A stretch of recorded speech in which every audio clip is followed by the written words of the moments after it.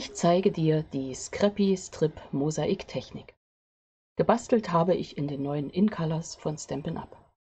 Entstanden sind dabei diese Easel-Cards, Aufstellkarten mit dieser faszinierenden Technik. Wie das geht, das zeige ich dir jetzt. Wie üblich bekommst du dabei außerdem meine persönlichen Tipps und Tricks. Also bleib dran und sei gespannt.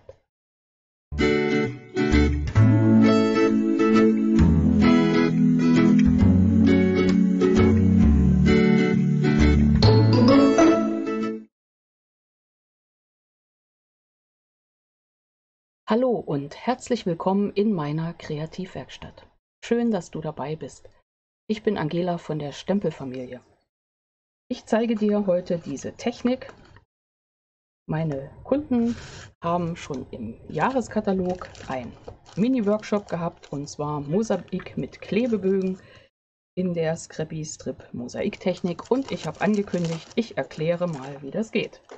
In der Tüte waren dann einmal ein Stück von den Klebebögen und die 5 neuen InColor-Farben. Und die konnte man miteinander zu einer Karte in dieser Technik verbasteln. Ja, wir fangen gleich an. Alle verwendeten Materialien und Werkzeuge kannst du direkt über meinen Online-Shop kaufen oder du meldest dich bei mir. Wenn du Fragen hast, schreib mich gern an. Ja, was brauchst du für die Karte? Für die Grundform einer Easel-Card, ich habe jetzt hier mal die schnellste Variante, und zwar ein A4-Blatt nimmst du, teilst es mittig auf, also ist die Länge 21 cm und hier 14,85 cm, eine Falzlinie bei 10,5, und wenn du die Hälfte praktisch nochmal faltest, brauchst du dann eine Falzlinie bei 5,25. So, bis dahin klar. Dann haben wir ein Stück übrig. Da schneiden wir nochmal ein Stück in 14,85 mal 10,5. Das wird dann nachher hier drauf gesetzt. Und es bleibt noch ein Rechteck übrig. Das schneiden wir uns zurecht in 10 cm mal 14,3 cm. Dann habe ich überall eine Mattung, die wir dann aber farblich auch wirklich sehen. Das siehst du bei der Technik. Außerdem habe ich mir noch ein Stück Farbkarton in Weiß zugeschnitten in 10 mal 14,3. Den klebe ich hier rein. Bisschen Farbkarton für die Deko außen drauf. Ich bastel heute in Papageiengrün. Jetzt zeige ich natürlich erstmal die Karten in den 4 anderen InColors. Hier siehst du sogar, was übrig ist. Da gibt es nochmal einen Briefumschlag dazu gestaltet. Dieser hier gehört jetzt kommen die Farben. Moment, ich brauche einen Spicker, den habe ich mir verlegt. Kommt jetzt. Auch immer ein Spicker. Noch nicht auswendig gelernt. Und zwar haben wir hier Orchideenlila. Da gehört dieser Umschlag dazu. Dann bleiben wir gleich bei Blau, haben wir ein Nachtblau. Da gehört das dazu. Das Rot ist Sommersorbet. Und dann haben wir hier noch das Karibikblau, und wir basteln in Papageiengrün. Ja, wunderbar, schöne bunte Farben bieten sich an bei dieser Technik. Jetzt geht's aber los. Genug gequatscht. So, kannst ja mal schreiben, was dein Favorit ist. Also ich habe immer das als Favorit, mit dem ich gerade bastel, habe ich so festgestellt. Auch dieses Grün mag ich total. Wir nehmen jetzt den Farbkarton in 10 mal 14,3 cm und ein Stück Klebebogen in der gleichen Größe. Und damit ich das nicht vergesse aufzubringen, bringe ich das vorher auf. Man zieht da also die Schutzfolie ab, klebt es auf, und mein Tipp, drehe das gern nochmal durch die Stanzmaschine, weil dann hat sich wirklich der Klebstoff von links nach rechts, also von der einen Fläche auf die andere übertragen. Und wenn ich nachher den Schutzstreifen, den zweiten, abziehe, habe ich an der richtigen Seite mein Klebemittel. Du könntest das auch mit dem Falzbein dann so rakeln, nenne ich das. Ja, das ist natürlich auch eine Variante. So, und dann haben wir diese Stücken, die hier in der Packung waren, habe ich zugeschnitten. Auch da gibt es wieder mehrere Varianten. Ich zeige das mal nochmal im Vergleich. So und da so. Anordnung ist nochmal ein ganz anderes Thema, aber du siehst vielleicht, bei dem einen habe ich schräge Streifen verwendet und beim anderen gerade. Und beim dritten habe ich gerade Streifen geklebt und beim Querschneiden dann schräg geschnitten. So entstehen ganz unterschiedliche Varianten. Das wird sich jetzt im Arbeiten erklären. Wir nehmen heute Streifen, die ich aus diesem Streifen schräg geschnitten habe. Und da achte ich einfach drauf, weil das ist von der Kleberei am günstigsten, dass sie an der schmalsten Stelle nicht schmaler als 6 mm sind. Und bei der breiteren, ja, würde ich wahrscheinlich nicht mehr als 1,5 cm nehmen. Das ist zu heftig. Aber ich gucke mal, wie ich das hier noch schön hinkriege, dass wir 3 Streifen rauskriegen. So sind alle 3 praktisch keilförmig geschnitten. Mal in die eine und in die andere Richtung. Dieses hier ist dieses Designerpapier zu den InColors, was es ja zu allen Farbfamilien gibt. Und dann habe ich auf das Designerpapier in Keilform, nehme ich jetzt mal dieses. Es hat also immer 2 verschiedene Muster. Einmal das Karo, wenn man das umdreht, haben wir die Punkte und die Blumen. Und wenn man das umdreht, haben wir so ein Streifenmuster. Und kommt jetzt, hier ist ein. Ja, also die Seite, die wir haben wollen, wird nicht beklebt. Wir nehmen die andere. Hier nehme ich jetzt mein doppelseitiges Abreißklebeband zu den ersten Vorgängen und setze das hier drauf. Es ist wie immer bei allen Techniken, es gibt so ein paar Grundregeln zu beachten und bei allen anderen kannst du experimentieren und ausprobieren und einfach schauen, wie dir es am besten gefällt. Also meine Grundlage auf der Rückseite, damit ich es nicht vergesse, Klebebogen aufgebracht und hier vorne meine keilförmigen Streifen, die ich jetzt einfach hier aufklebe mit doppelseitigem Abreißklebe. Ich klebe oben bündig an die Kante. Könntest die auch senkrecht kleben, dann kannst du sie später noch besser versetzen, aber ich bin jetzt bei der Quervariante für meine Karte. Der erste Streifen und dann schaue ich einfach, dass ich das ein bisschen abwechslungsreich gestalte. Mal hell, mal dunkel. 5 Farben haben wir zur Auswahl. Verschiedene Muster. Werde ich also nicht das gleiche jetzt daneben setzen. Dann nehme ich hier mal das Nachtblau. Dabei lerne ich also gleich wieder die Farben. So, und jetzt mache ich eine kleine Lücke. Und da sage ich mal so 1 mm ist ganz nett. Mal das exakt hinkriegen. Also eine Sache mit exakt. Und bei den Streifen schaue ich jetzt einfach, dass ich die, wenn also die dicke Seite auf einmal hier ist, dass sie beim nächsten auf der anderen Seite ist. Sonst komme ich so, zeige ich dir gleich, sonst komme ich so am Ende schlecht raus. Dort zeige ich dir jetzt mal, guck mal. Wenn ich jetzt die alle auf diese Seite mit dem breiten Stück legen würde, dann komme ich irgendwann unten nicht mehr zurecht. Ja, du siehst, dann wird es immer schräger. Kann man machen. Da haben wir gleich noch eine andere Technik, die legen wir jetzt hier mal auf. Und zwar, aber auch da werden wir es immer mehr abwechselnd legen, schräge, wäre das die Scrappy Strip Technik, dass wir einfach auf Lücke hier die Streifen aneinander setzen und schon sind wir mit einer Technik fertig. Mit Lücke, genau, auch total witziger Hintergrund. Das war also die Grundform zu dieser Technik, die wahrscheinlich zuerst erfunden wurde. Und dann gab es die Variation mit Mosaik. Also alles wieder beiseite. Wir bauen hier mal weiter. Zu viel erzähle, muss ich mal aufpassen, dass ich auch neben dem Erzählen das Richtige tue.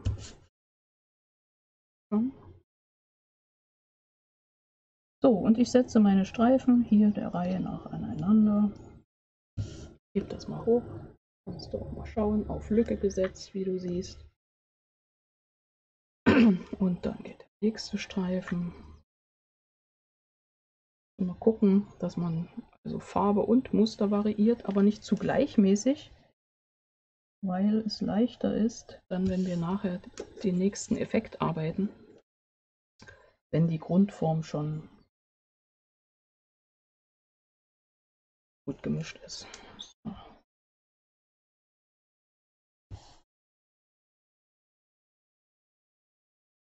Sonst kommen wir immer wieder mit den gleichen Farben aneinander. Wird uns sowieso, also wird mir sowieso passieren. Das ist immer das Ding von wegen, ich möchte es so ungleichmäßig wie möglich machen und dann geht das natürlich schief. So, jetzt nehme ich den. Oh. Es gibt ja jedes Jahr wieder neue Designs zu diesen Basic Designer Papieren, zu den Farbfamilien. eben erzählt habe. Und ja, auch dieses Jahr bin ich wieder sehr zufrieden. Jetzt schaue ich, dass ich da unten nicht zu viel Verschnitt habe. So schaut es aus. Mal gucken, wie wir das jetzt noch am günstigsten hinbekommen. Sehen. Weil sonst muss ich dann nachher so viel variieren. Na, ich will unten eine andere Farbe. Ja, sie hätte es vielleicht vorher ausprobieren sollen. So.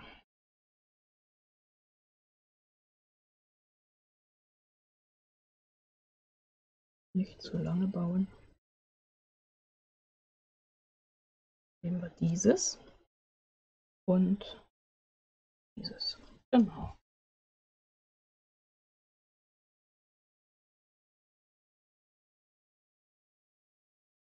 Den setzen wir jetzt hier so rum noch an. Und der letzte hier unten. Wunderbar. So, und dann drehen wir alles um und ich schneide jetzt alles, was übersteht, ab, weil das brauche ich. Mache ich aber gleich hier drüben, sonst klebt mir das wieder die Arbeitsfläche voll. Und hier drüben die Kante noch nachschneiden.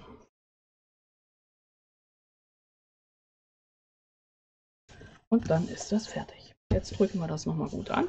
Unseren Kleinkram legen wir nach hinten. Und du weißt ja, hier hinten habe ich die Schutzfolie drauf. Und jetzt nehme ich die Schneidemaschine und wie eben schon gesagt, schneide ich jetzt Streifen, die senkrecht verlaufen. Ich suche jetzt gerade wieder eine Karte. Moment. Hier, diese. Bei dieser habe ich jetzt diesen Schritt, habe ich schräge Streifen geschnitten. Also ich habe das hier so angelegt und mal so und mal so und so. Immer schön hin, schräg und her, hin und her. Und ich mache jetzt genau waagerechte, senkrechte, gerade Streifen. Die variiere ich ein bisschen und zwar so zwischen 1 cm und 8 mm bewege ich mich. Und Schneidemaschine bringt ja wirklich richtig Punkte, weil sie richtig gut ist. Geht für sowas auch. Einfach gut mit Schmackes drüber ziehen. Und die Streifen lege ich mir hier drüben hin. Mal breiter, mal schmaler. Alles so zwischen 8 mm und 10 mm. Das kannst du natürlich variieren, wie du möchtest. Das ist jetzt hier einfach meine Variante. So. Ich mache jetzt auch mal wirklich ein paar breitere, das ist schneller. Aber nicht nur. So, du wirst nicht alles brauchen.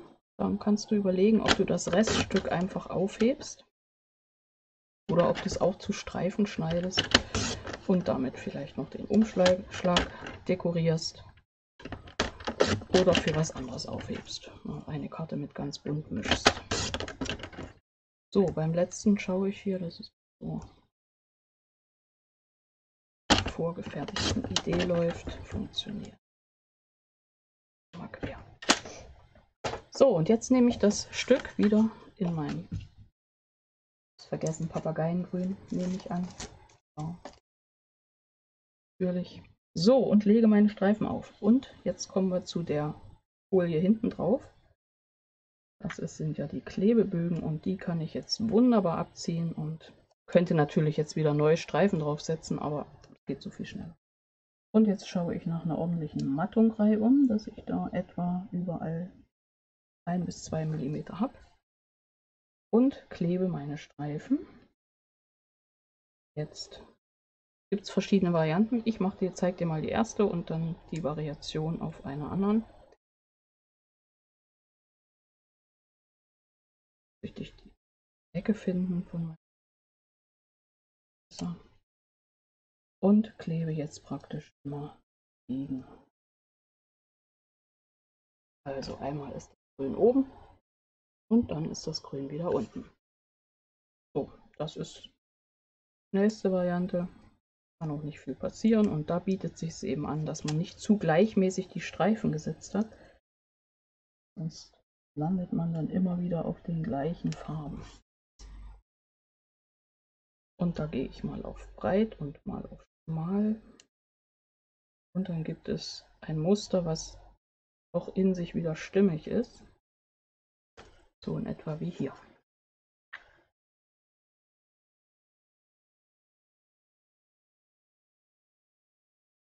Ja, viel mehr Zauberei ist nicht. Am Ende wird dann noch ein bisschen dekoriert. Bei diesem Muster hier, Moment, ich muss schauen, ob es das Richtige ist. Mir wieder eine Karte verschleppt. Bei diesem siehst du vielleicht, ich lasse das mal so stehen, da kannst du, während ich hier klebe, nochmal so drauf schauen und mit dem anderen vergleichen.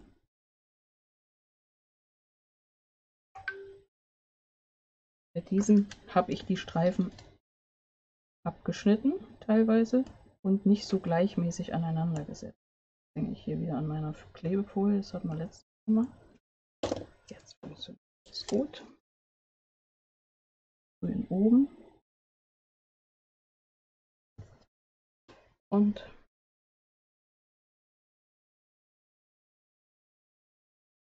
rot oben. Jetzt erkläre ich das mit dem Streifen, den ich mir beiseite gelegt habe. Wenn ich hier so ein bisschen ein wilderes Muster erreichen möchte, dann mache ich Folgendes. Dann sortiere ich mir das hier und drehe den Streifen so rum und klebe das dann andersrum ran und schon ist die Mischung eine andere. So. Wie gesagt, da kannst du einfach mal ein bisschen experimentieren. Oder du hast die Variante wie hier. Da habe ich die Streifen ganz anders gekürzt und gar nicht die komplette Fläche ausgefüllt. Und da ist mein Mosaik nämlich eher so wie so eine Wandgestaltung. Bisschen künstlerischer, vielleicht. Kannst du nennen, wie du möchtest. Das, was mir gerade so einfiel. So, jetzt. Ich klebe das hier mal fertig zusammen. Soll ja auch schön werden. Und du siehst durch die schräg zulaufenden ersten Streifen wird das hier auch bewegt. Aber es gibt so die Gesamtstruktur, die wieder miteinander passt. So, wenn ich jetzt immer den gleichen Text erzähle, weil ich hier so einfach vor mich hin bastel, kannst du ja notfalls leise drehen. So. Bin gleich fertig und fand dann echt passend zu dieser Technik das Stempelset auch aus dem neuen Jahreskatalog. Limitierte Auflage.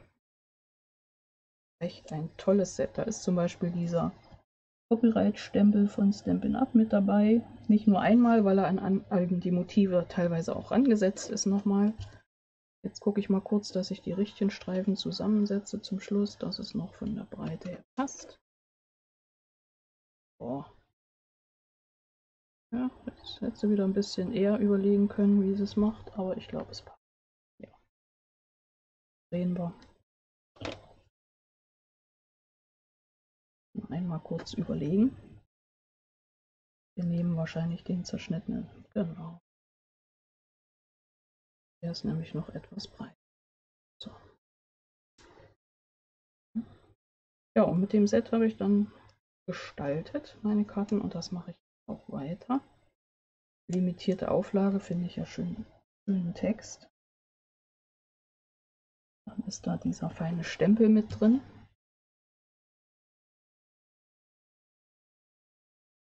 So, und jetzt drehen wir einmal komplett um. Mit Liebe. Schön. Okay, Muster behalten wir bei.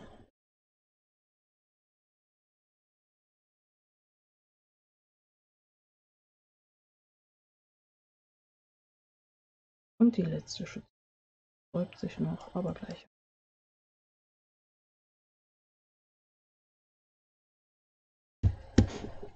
So, fertig.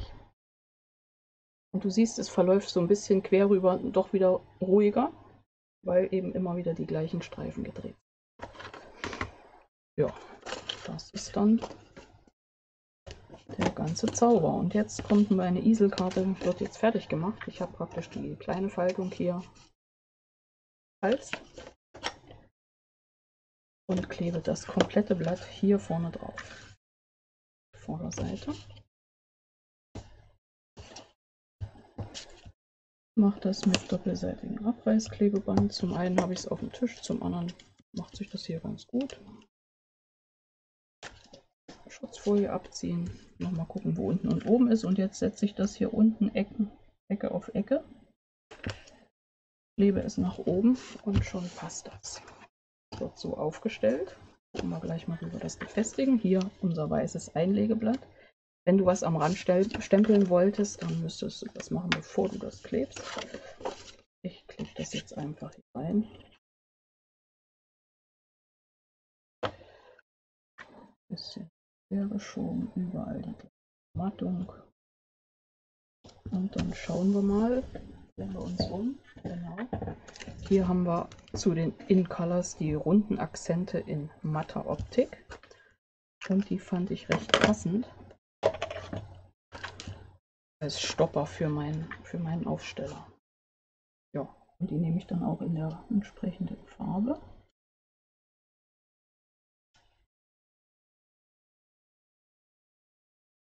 So. Und setze hier mal so ein paar kleinere und größere der Reihe nach. Der hier ist der Klebepunkt wieder auf der Folie geblieben.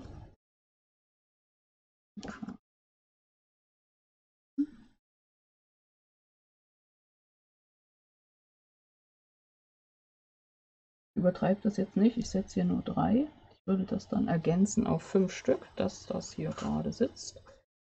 Notfalls schieben wir den noch mal ein bisschen. So, passt schon mal ganz gut. Dass es gerade sitzt und da sitzt es gerade schief. So, was haben wir denn hier noch? Habe ich mir noch im neuen Katalog gekauft. Das waren die Stanzformen mit dem Büttenrand. Die fand ich auch total witzig. Und limitierte Auflage, das ist der Stempel mit dem Kreis. Den habe ich hier schon. Von Hand und Herzen kann ich innen reinsetzen. Also nehme ich mal außen drauf. Hier. Was ist das? Umarmung aus Papier. Setzen wir dahin. Wir stempeln natürlich auch gleich in Papageiengrün. Gucken mal, dass wir das so halbwegs gerade drauf kriegen. Zauberhaft, ne? Auf Anhieb gerade. Dann schauen wir, dass wir hier noch einen Streifen hinbekommen. Ne, brauchen wir nicht, sondern wir nehmen den Stempel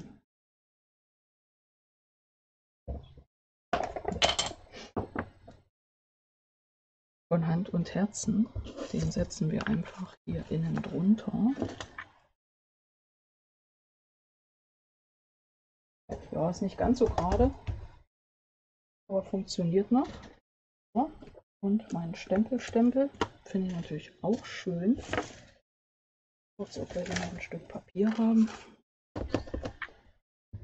Stempel auch noch drauf. Dann gibt es natürlich auch Band zu dem Ganzen. Das wickel ich jetzt hier locker drum. Kann ich fixieren oder eben auch nicht.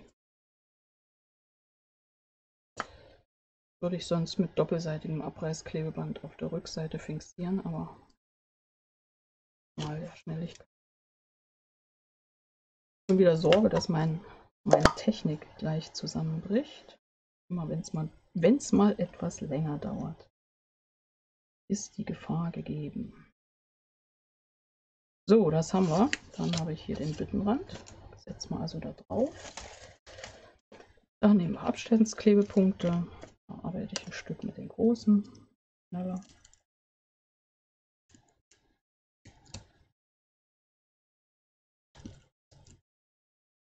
Leg das schon mal bündig hier schön rüber. Die Schleife so ein bisschen nach unten. Das müsste auch noch ein bisschen kürzer. So, und gleich nochmal.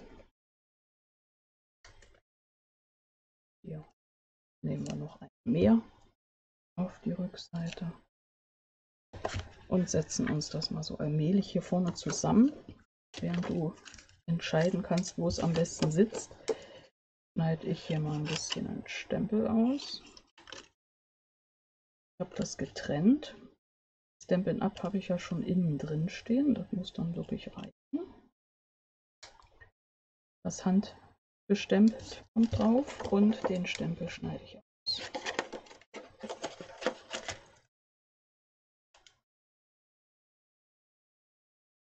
Ja, können wir überlegen, wo wir es hinsetzen.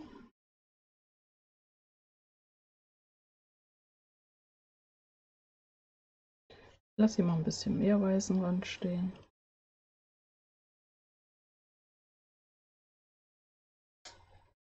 Naja, gut, nicht schön, aber selten.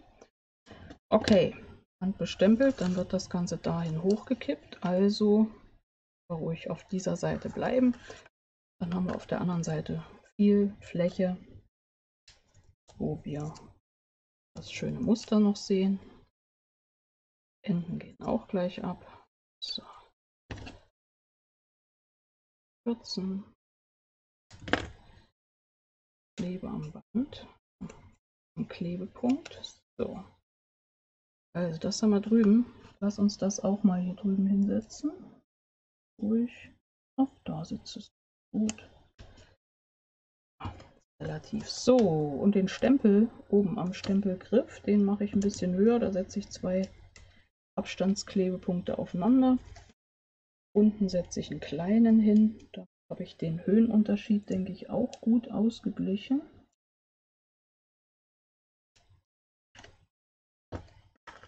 Pinzette. Du wirst sie sehen, habe ich sicher wieder verschleppt. Das setzen wir jetzt mal hier super hin. So, sitzt das ganz gut. Handgestempelt nehmen wir auch noch mal die kleinen.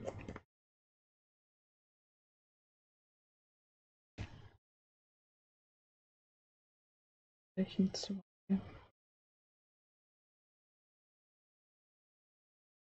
Aber richtig rum wäre schön. Jetzt mal da unten dran. So. Und jetzt sind wir fertig. Der Arbeitsplatz macht sich fertig für das Schlussbild. Und wir bauen jetzt hier mal die 5 neuen in Colors auf. Da fehlt noch ein Element Text. Das ist schon in Arbeit. Setzen wir mal das drauf. So und so und so. Hier ist Streifenparade ohne Ende. Ja, das war die Scrappy Pinzette. Da ist sie. Strip Mosaik Technik. Ich hoffe, dir hat mein Projekt gefallen. Dann gib mir gern einen Daumen hoch. Und Fragen, stell sie einfach. Anregungen, Ideen bin ich auch immer offen für. Möchtest du was anderes sehen oder noch mehr davon? Schreib mir das einfach. Hier geht es weiter mit noch mehr Anleitungen und Tipps. Also bleib dran und sei gespannt. Ich freue mich auf dich. Bis gleich in einem meiner nächsten Videos.